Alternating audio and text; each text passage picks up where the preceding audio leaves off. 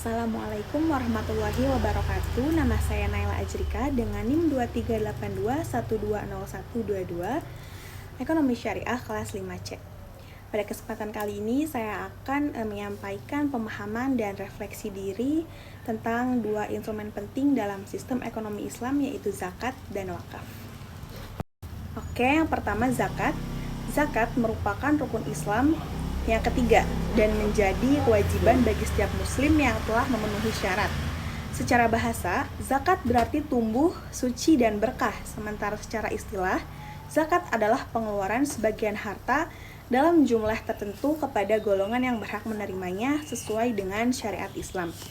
Dalam Quran Surat At-Taubah ayat 60, Allah menyebutkan 8 golongan penerima zakat atau asnaf, yaitu fakir, miskin, amil, mu'alaf, rikob, gharim, fisabilillah, dan ibnu sabil.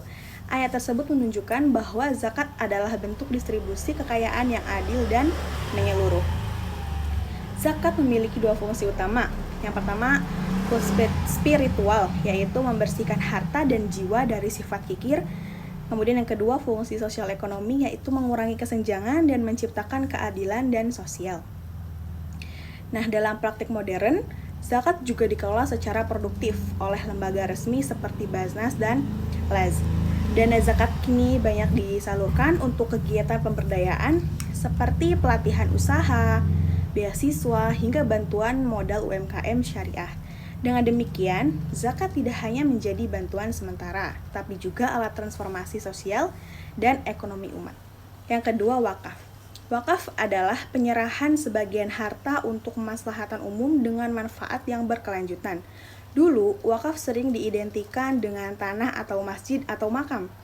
Namun sekarang, konsepnya berkembang menjadi wakaf produktif dan wakaf uang, di mana aset wakaf dikelola secara profesional agar menghasilkan manfaat ekonomi yang berkelanjutan.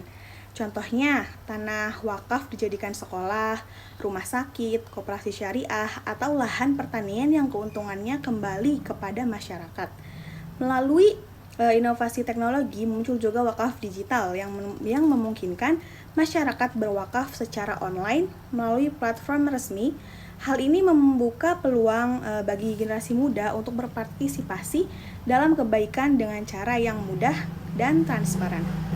Nah, dari sisi ekonomi makro, wakaf ini memiliki potensi besar untuk memperkuat pembangunan berkelanjutan dan mengurangi ketimpangan sosial. Zakat dan wakaf, bila dikelola sinergis, akan menjadi pilar penting dalam menciptakan masyarakat yang mandiri, adil, dan berkeadilan sosial. Refleksi diri saya setelah mempelajari mata kuliah ekonomi zakat dan wakaf, saya menyadari bahwa kedua instrumen ini adalah wujud nyata dari keadilan ekonomi Islam. Zakat mengajarkan saya bahwa kekayaan bukan hanya untuk diri sendiri, melainkan amanah yang harus memberi manfaat bagi orang lain. Sedangkan wakaf menanamkan nilai keberlanjutan bahwa kebaikan sejati adalah yang terus hidup dan bermanfaat bahkan setelah kita tiada. Sebagai mahasiswa ekonomi syariah, saya merasa terpanggil untuk berkontribusi dalam pengelolaan zakat dan wakaf yang lebih modern dan inovatif.